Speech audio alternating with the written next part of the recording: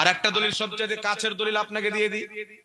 আমরা যখন নামাজ পড়ি, নামাজের মধ্যে তাশাহুদে নবীকে সালাম দিকে দিই না? আসসালামু আলাইকা আইয়ুহান নবী বলি কি বলি না বাবা? একটু জোরে বলেন। বলি কি বলি না? আসসালামু আলাইকা আইয়ুহান নবী। আইয়ুহান নবীর অর্থ কি? আইয়ুহা শব্দটা কি? আইয়ুহা শব্দ হচ্ছে হারফে নিদা, ইয়া আইয়ুহা হচ্ছে হারফে নিদা, ইয়াও হচ্ছে হারফে নিদা, তিনটা হারফে নিদা।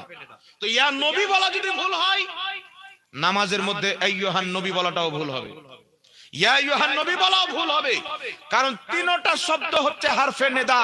তো নামাজের মধ্যে আমরা নবী পাককে ইয়া নবী বলি। জোরে বলেন সুবহানাল্লাহ। সুবহানাল্লাহ। কথা আমার বুঝতে পারছেন কি পারেন না বাবা?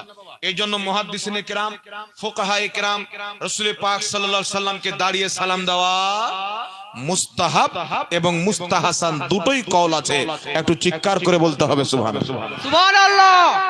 আর একটা কথা বলি বাবা, বাংলাদেশের একজন মৌলভী সাহেবকে দেখলাম যুক্তি দিচ্ছেন যে নামাজের মধ্যে আমরা নবীকে বসে সালাম দিই।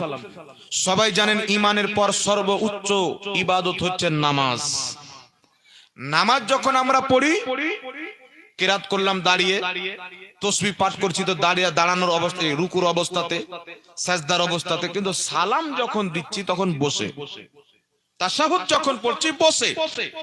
নামাজ সর্বোচ্চ ইবাদত। নামাজ ফরজ করেছেন আল্লাহ, শিখিয়েছেন রাসূলুল্লাহ।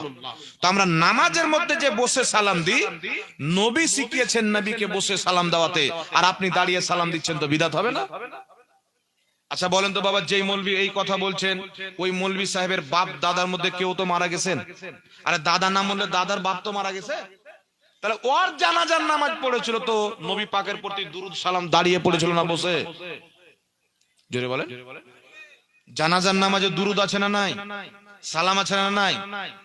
আল্লাহুম্মা সাল্লি আলা মুহাম্মাদ, এই দুরুদটা আছে জানাজার নামাজে? আছে না? এটা দাঁড়িয়ে পড়ায় না, বসে পড়া হয়। আসসালামু আলাইকুম ওয়া রাহমাতুল্লাহ, আসসালামু আলাইকুম ওয়া রাহমাতুল্লাহ, বসে হয় না দাঁড়িয়ে। একজন ব্যক্তির সাথে আমার তর্ক হচ্ছিল, বলছে হুজুর এই সালামটা আমরা ফেরেশতাকে দিই, নবীকে দিই না।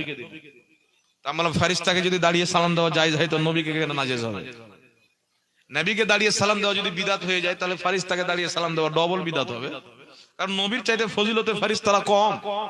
তা কি বলেন? এই জন্য মৌলভী সাহেব ভুলে গেছেন যে নামাজ তো বসে পড়ি, কিন্তু জানাজার নামাজটা দাঁড়িয়ে পড়ি। কথা বুঝতে পারছেন? আল্লাহ পাক বুঝার তৌফিক দান করুক, সকল পড়ুন আল্লাহুম্মা আমিন। এই জন্য দাঁড়িয়ে নবী পাককে সালাম দেওয়া এটা ফরজ নয়, এটা ওয়াজিব নয়, মুস্তাহাব। যারা করবে নেকি পাবে, যে করবে না তার গুনাহ হবে না। যারা হারাম নাজায়েজ বলবে, করনেওয়ালাকে জাহান্নামী মনে করবে, সে নিজেই জাহান্নামে যাবে। কথা বুঝতে পেরেছেন?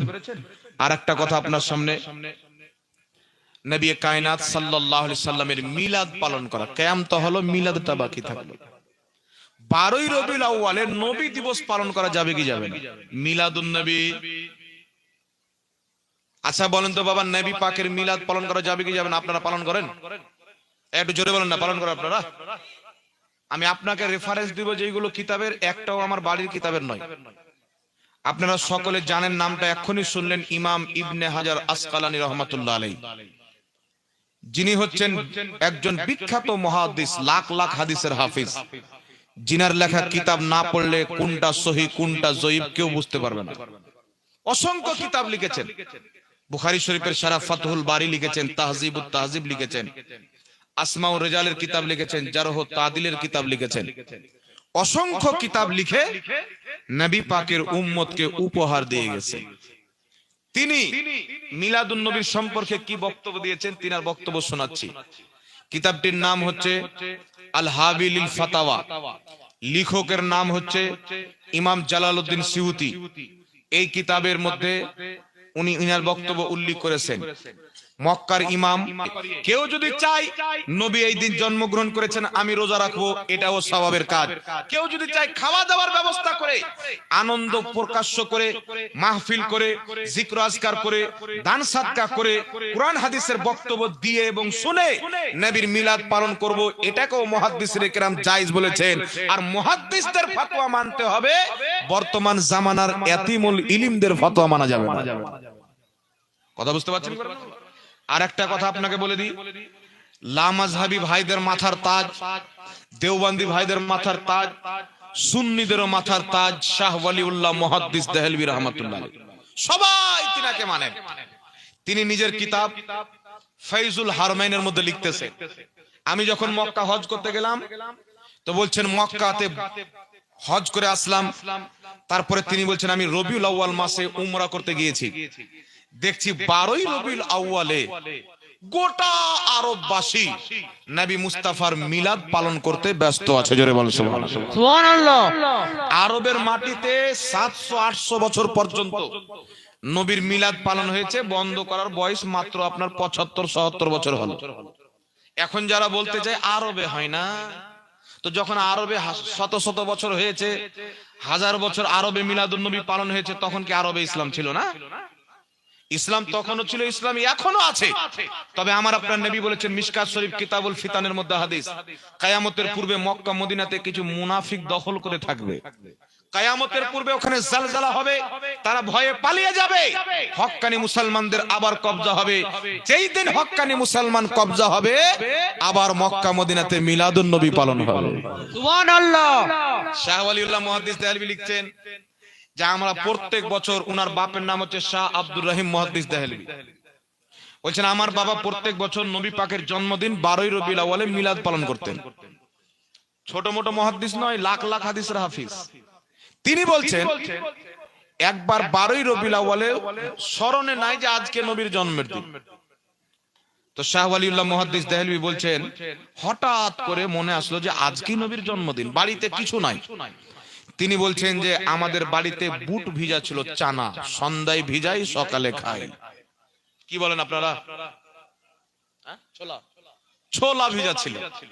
শাহ ওয়ালিউল্লাহ মুহাদ্দিস দেহলভী রাহমাতুল্লাহ আলাইহি সকলের গ্রহণযোগ্য মুহাদ্দিস, মাথার তাজ। তিনি বলতেছেন ওই ছোলাকে নিয়ে ফাতিহা করে মানুষকে বন্টন করে নবীর মিলাদ পালন করলাম। রাত্রিবেলা আমার বাবা স্বপ্নতে দেখছেন মুহাম্মদ রাসূলুল্লাহ এসেছেন। সুবহানাল্লাহ। মুসলিম শরীফের মধ্যে হাদিস, রাসূল পাক বলছেন মান রাআনি ফিল মানাম ফাকাদ রাআল হক, যেই ব্যক্তি স্বপ্নে আমাকে দেখলো সেই ব্যক্তি সত্য দেখলো। আল্লাহর নবী স্বপ্নতে এসে বলছেন এই শাহ ওয়ালিউল্লাহ মুহাদ্দিস দেহলভীর বাপ, তুমি আমার মিলাদ পালন করেছো, আমার আগমনে খুশি হয়ে আনন্দ প্রকাশ করেছো, ফাতিহা করে ছোলা বন্টন করে আমার মিলাদ পালন করেছো, আমার মোহাব্বতে আমি মুস্তাফা খুশি হয়ে তোমাকে দিদার দিতে এসেছি। জোরে বল সুবহানাল্লাহ। সুবহানাল্লাহ। মুহাদ্দিসদের কথাতে, তাদের কিতাব থেকে প্রমাণ হয় মিলাদুন নবী পালন করাতে দুনিয়ার মানুষ নাজাজ হতে পারে, মদিনার মুস্তাফা খুশি হয়ে যায়। জোরে বল সুবহানাল্লাহ। সুবহানাল্লাহ। কে নারাজ হলো, কে জ্বললো, কার আগুন লাগলো দেখে কোনো লাভ নাই। মুহাদ্দিসগণ লিখেছেন মদিনার মুস্তাফা খুশি হয়, নবী যদি খুশি হয় মহান আল্লাহ কি বেজার হবে? এই জোরে বলেন বেজার হবে? খুশি হবেন। এই জন্য মক্কা মদিনার মাটিতে বড় বড় মুহাদ্দিস, কেউ 4 লক্ষ হাদিসের হাফিজ, কেউ 5 লক্ষ হাদিসের হাফিজ, তিনারা কি করতেন? নবীর জন্মের দিনে হাতে আপনার ঝান্ডা নিয়ে, হাতে আপনার ইসলামিক ব্যানার নিয়ে তারা কি করতেন? যেই ঘরে নবী জন্ম নিয়েছেন মক্কার অলি গলিতে ঘুরে মারহাবা ইয়া মুস্তাফা এবং আসসালাতু ওয়াসসালামু আলাইকা ইয়া রাসূলুল্লাহ, ইয়া রাসূলুল্লাহ এগুলো স্লোগান দিয়ে সালাম পড়ে নবী যেই ঘরে জন্ম নিয়েছেন সেখানে গিয়ে উপস্থিত হতেন, জমা হতেন, ভালো খাবারের ব্যবস্থা হতো, মুহাদ্দিসগণ বক্তব্য দিতেন, দুয়া ফাতিহা সালাম কিয়াম করে খাওয়া দাওয়া হতো। এই যে মিলাদ কিয়াম, এটা ভারতের আইটেম নয়, এটা হচ্ছে আরবের আইটেম। সুবহানাল্লাহ। এটা ভারতে চালু হয়নি, বাংলাদেশে চালু হয়নি, এই চালু হয়েছে আপনার মক্কা মদিনাতে, সেখান থেকে ভারতে এসেছেন। তাই কেউ যদি বলে মক্কা মদিনাতে কিয়াম হয় না, তার বক্তব্যটা ভুল হবে। মক্কা শরীফের ইমাম, যিনার নাম হচ্ছে ইমাম ইবনে হাজার মক্কি রাহমাতুল্লাহ আলাইহি, সকলের মাথার তাজ, লাখ লাখ হাদিসের হাফিজ, তিনি একটি কিতাব লিখেছেন, অসংখ্য কিতাব লিখেছেন।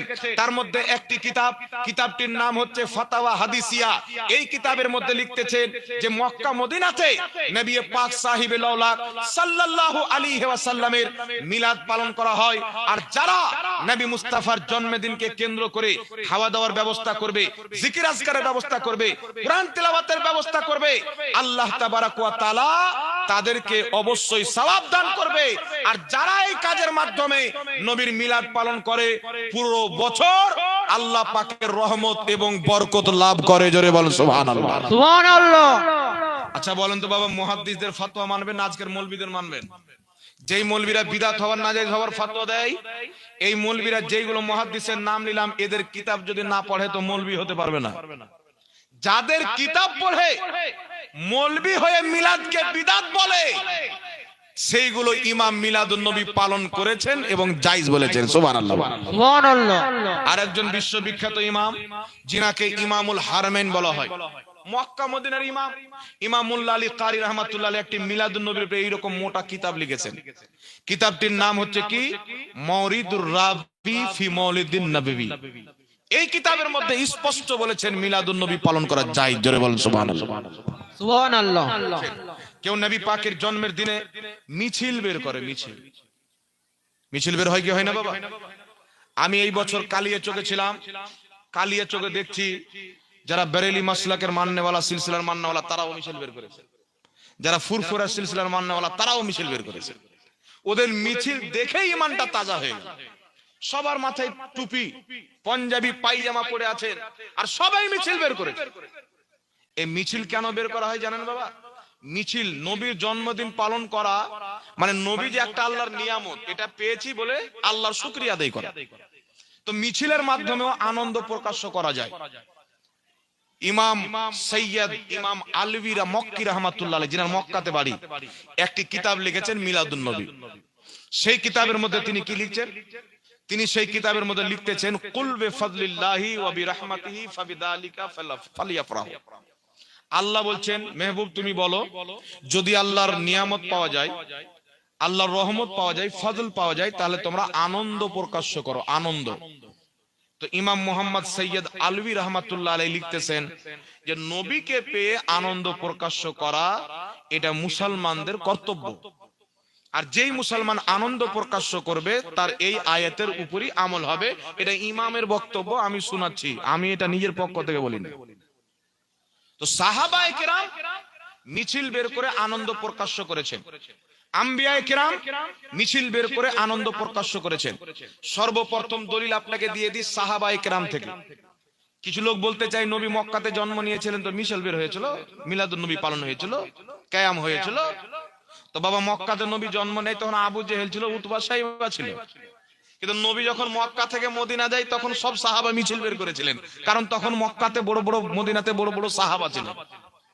নবী পাক আসছেন, কিতাবটির নাম কি? মুসলিম শরীফ, সহিহ মুসলিম যাকে বলা হয়। আল্লাহর নবী আসছেন, হাদিসের শব্দ ফাসাইদার রিজাল ওয়ান নিসা ফাওকাল বুয়ুত তাফাররাকাল গিলমান ওয়াল খুদ্দামু ফিত তুরুক ইউনাদুনা ইয়া মুহাম্মদ ইয়া রাসূলুল্লাহ। আল্লাহর নবী মক্কা থেকে মদিনা হিজরত করে আসবেন। ইমাম কাস্তালানী মাওয়াহিবুল্লাহ দুনিয়ার মধ্যে লিখছেন, মদিনার সাহাবারা খবর পেয়েছেন প্রত্যেকদিন গ্রাম থেকে মিছিল বের করে একটি জায়গাতে অবস্থান করে। নবী আসছেন না, আবার ফিরিয়ে নিয়ে আসে, আবার যায়, আবার ফিরিয়ে নিয়ে আসে।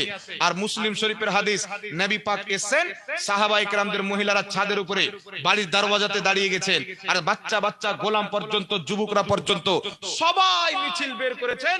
আর সকলের জামানে একটাই নারা, ইয়া মুহাম্মদ ইয়া রাসূলুল্লাহ, ইয়া মুহাম্মদ ইয়া রাসূলুল্লাহ। আর একটা গজল পড়তেন, তলা আল বদরু আলাইনা মিন সানিয়াতিল বিদাই ওয়াজাবা শুকরু আলাইনা মাদা আলিল্লাহি দাই। তো মিছিল বের করে বাওযু হয়ে, ভন্ডামো না করে, লাফালাফি না করে, ডিজে না বাজিয়ে যদি নবীর নাত পড়া হয়, রাসূলুল্লাহর নামের স্লোগান দেওয়া হয়, আল্লাহর নামের স্লোগান দেওয়া হয়, আল্লাহর নেক বান্দাদের নামের স্লোগান দেওয়া হয়, তাহলে ওই মিছিল বের করা নাজায়েজ নয়, বরং সাহাবায়ে কেরামের তরিকা। বলেন সুবহানাল্লাহ। সুবহানাল্লাহ। আর যেই দিন নবী মক্কা থেকে মদিনা হিজরত করে গিয়েছিলেন, ওই তারিখ কত ছিল? মুসনাদে আহমদের মধ্যে একটি হাদিস, তারিখ ছিল 12ই রবিউল আউয়াল। কত তারিখ ছিল বাবা? 12ই রবিউল আউয়াল। এই জন্য মিছিল বের করে আনন্দ প্রকাশ করা হয়। এই জন্য নবী পাক দুনিয়াতে এসেছেন, এই জন্য মুসলমান মিছিল বের করে। পাকিস্তানে বের হয়, ভারতে বের হয়, ইয়ামানে বের হয়, দামিশকে বের হয়, লেবাননে বের হয়, মিশরে বের হয়, আপনার আফগানিস্তানে বেরিয়েছে, কি আফগানিস্তানে বেরিয়েছে, তারপরে আপনার বিভিন্ন রকমের দেশ, যে দেশের লোক কালো কালো হয়, নাম কি? আফ্রিকা। আফ্রিকাতে পর্যন্ত মিছিল বের করে যারা শরীয়ত মোতাবেক মিছিল বের করবে জায়েজ হবে। আর সেই মিছিলে যদি কোনো হারাম কাজ ঢুকায় তাহলে সেটা বৈধ হবে না। কথা বুঝতে পেরেছেন? এই জন্য কিতাবটির নাম ফাতাওয়া ফারিদিয়া। দেওবন্দি ভাইদের বড় মুফতি কিতাবটি লিখেছেন ফাতাওয়া ফরিদিয়া। এই কিতাবের প্রথম খণ্ডের মধ্যে লিখছেন, জিজ্ঞাসা করা হলো নবীর জন্মদিনে আনন্দ প্রকাশ্য করার জন্য মিছিল বের করা যাবে কি যাবে না, তো উত্তরে দেওবন্দি মুফতি সাহেব বলছেন, যদি জুলুসের মধ্যে শরীয়তের খেলাফ কোনো কাজ না হয়, শরীয়ত মোতাবিক জুলুস বের করে, এতে কোনো সমস্যা নাই, জায়েজ আছে। জোরে বলেন সুবহানাল্লাহ। সুবহানাল্লাহ। কথা বুঝতে পেরেছেন না? এই জন্য মুসলমান যুগ যুগ থেকে নবীর মিলাদ পালন করে। এখন তো মানুষকে বলতে চাই মিলাদুন নবীর নাম রেখে দিলে স্টেজ পর্যন্ত হারাম হয়ে যাবে। বাংলাদেশের কিছু মৌলবি আছে যে মিলাদুন নবী পালন করা বিদআত, ওই মৌলবিকে আবার মালয়েশিয়াতে ডাকছে 1.5 লাখ টাকা নাজরানা দিয়ে ও ফির মিলাদুন নবীর মাহফিল করে আসছে। বাংলাদেশে যখন ধরছে যে হুজুর আপনি যে মিলাদুন নবী বিদআত বলেন আর মিলাদুন নবীর মাহফিল করে আসলেন, বলছে আমি ব্যানার দেখিনি, সামনে দেখে বক্তব্য দিয়েছি। বাংলাদেশে একটি জাতীয় মসজিদ আছে, সেই মসজিদে প্রত্যেক বছর মিলাদুন নবীর মাহফিল হয় কয়েকদিন পর্যন্ত। সেখানে একটা বাংলাদেশের জামাতে ইসলামীর মৌলবি আছে, আবুল কালাম আজাদ বাশার তার নাম। এ সারা জিন্দেগি বলে মিলাদুন নবী বিদআত বিদআত, হারাম, মুখ টেढ़া করে, সুজা করে, একা করে, বেকা করে, জয় রকম মুখের কাটিং হয় ওই রকম করে বলেছে বিদআত। আর এই বছর ওকে যখন দাওয়াত দিয়েছে ওই জাতীয় মসজিদের মিলাদুন নবীর মাহফিলে, ওখানে গিয়ে বলছে আমরা ছোট ছোট মাসলা ভুলে যাব, আমরা সব মুসলমান এক হব, আজকে এই পবিত্র মিলাদুন নবীর মাহফিল থেকে আমি এটাই এলান করতে চাই। নাজরানা পেলে তো জায়েজ হয়ে গেল।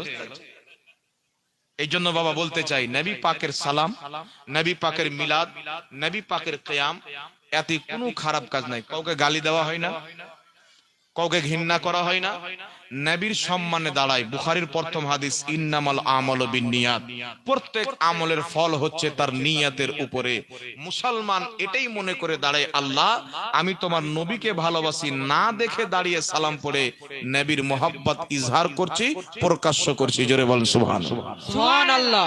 আর আমার নবী বলেছেন, মুমিনদের আমলের চাইতে তার নিয়ত আরো বেশি ভালো।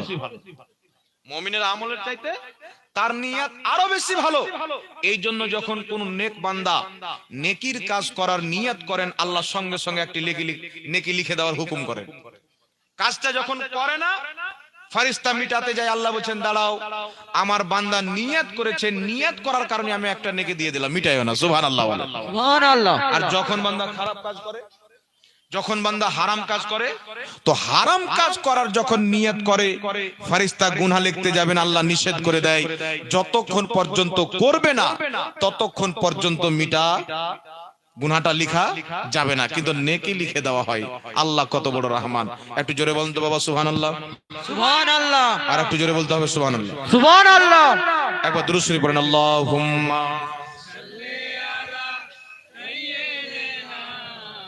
মাওলানা মুহাম্মদ ওয়া আলা আলি। এই মাটি দেওয়া হয়েছিল, তবে একটা কথা মনে রাখবেন, কিতাবটির নাম হচ্ছে মুসনাদে আহমদ। মুসনাদে আহমদের মধ্যে একটি হাদিস এসেছেন, আমার আপনার নবী সাল্লাল্লাহু আলাইহি সাল্লাম নিজের মেয়ে হযরতে উম্মে কুলসুম রাদিয়াল্লাহু তাআলা আনহাকে যখন মাটি দিলেন, তো আল্লাহর নবী এই আয়াতটি পাঠ করলেন, মিনহা খলাকনাকুম ওয়া ফিহা নুঈদুকুম ওয়া মিনহা নুখরিজুকুম তারাতান উখরা। আল্লাহর নবী নিজেই দোয়াটি পড়ে মাটি দিলেন। এখন কিছু মৌলবি বলতে চায় যে হাদিসটি যঈফ। কি বলতে চাই? হাদিসটি যঈফ। আমি আপনাকে বলছি, মুসনাদে আহমদ আমার কাছে দুটি আছে, একটি হচ্ছে ভারতের ছাপ, একটি হচ্ছে বেইরুত লেবাননের ছাপ। যেটা বেইরুত লেবানন থেকে ছাপা হয়েছে, ওই মুসনাদে আহমদের যেই পৃষ্ঠায় হাদিসটা রয়েছেন, নবী নিজের মেয়ে ফাতেমাকে উক্ত আয়াত, নিজের মেয়ে উম্মে কুলসুমকে কোরআন পাকের উক্ত আয়াতটি পাঠ করে মাটি দিলেন। ওই পৃষ্ঠার হাসিয়াতে লেখা আছে ইসনাদুহু হাসান। নবী পাক নিজের মেয়েকে মিনহা খলাকনাকুম বলে মাটি দিয়েছেন। এই হাদিসটা হচ্ছে হাসান হাদিস। জোরে বলতে হবে সুবহানাল্লাহ। আমার দিকে তাকান, কোন হাদিস? হাসান হাদিস। কিছু মৌলবি বলতে চাই দুর্বল। দুর্বল হাদিস কাকে বলে বাবা একটু লক্ষ্য করে শুনেন। আপনাদের মসজিদে ইমাম সাহেব আছে কি নাই? জোরে বলেন, আপনাদের মসজিদে ইমাম সাহেব আছে না?